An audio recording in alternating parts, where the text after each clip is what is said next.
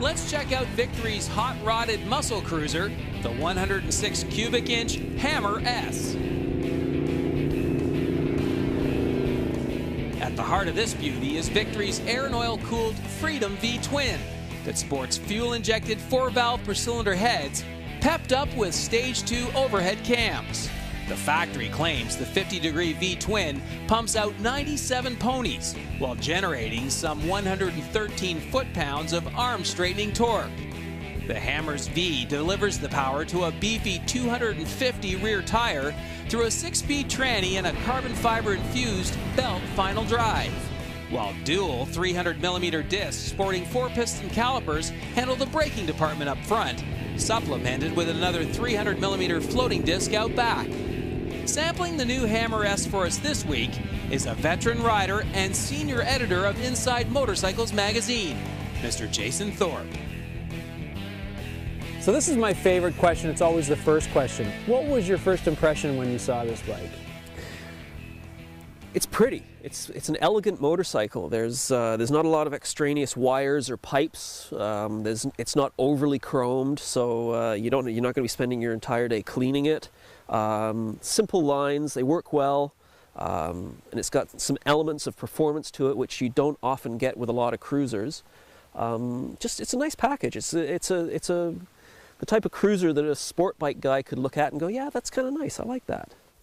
Well, I would agree with that wholeheartedly, but you can't take away the fact that this thing has got a honking big V-twin motor. Narrow angle V-twin, so it's pure American. It's got more than enough power, but then again, just about every motorcycle today does. I mean, it's not gonna win any races with any 4-cylinder sport bikes, but then again, it doesn't have to. It's not designed to. That's not its mandate. It's all the power's down low, which is nice. So you could probably even get away with a 4-speed on this. It's just it's got a nice spread of torque. It's a nice bike. It's a nice motor. For what it is, for the size of it, and for the fact that it is a narrow angle V-twin, it has a decent amount of over rev. Yeah, it's a well put together package. It also came with the aftermarket Victory pipes, and we've been listening to you roar up the street all day. It sounds pretty good. It does sound nice. It's not overtly loud, a little bit louder than I would personally choose, because loud pipes don't generally give you that much more performance. It's sort of a peacock type of thing, really. Yeah. It does sound nice, I will say that. There's no way you can say it doesn't, but it is just a touch loud for my tastes. Right. Those are pretty impressive looking brakes up there. Did they give you the feel? Yeah. Did they go with the look? I think those are 4-pot brakes up front, dual discs, which is nice. Inverted forks. The suspension's quite compliant. I think they've, as with most cruisers, they've had to, there's not a huge amount of travel at the rear, which means that big potholes you feel a bit. Yeah. And again, to keep the seat low, there's not a huge amount of padding there, but because it is nicely dished, it's reasonably comfortable. Kudos, though, to Victory for going their own way. I mean, there's some real interesting, stylistically, there's some real interesting pieces in here, and cosmetic pieces. What do you think of the overall, fit and finish?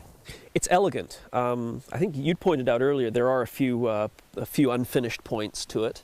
These large nuts sitting, which are probably the cam chain adjusters. Yeah, I'm not keen on this cable here for the clutch. Yeah, there's a few, but I think that you notice the few clunks, the few sort of slight misses because it's such a clean design. Mm-hmm. There's so few things. If you look at this bike, there's nothing sticking out. There's very few cables, very few pipes. Yeah. It's a very clean design. It's well laid out. Aluminum rear swing arm. It's well done. Right. So, what gets the thumbs up? What gets the thumbs down? Anything disappoint you? You know what? Surprisingly, I would have thought before I actually got on this and rode it, I would have thought, it's a compromise. It's a cruiser.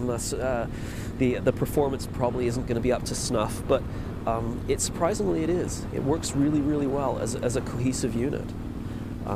Again, there's a few design elements that aren't that they could have done a little bit better, but they just show up because the package itself is so nice.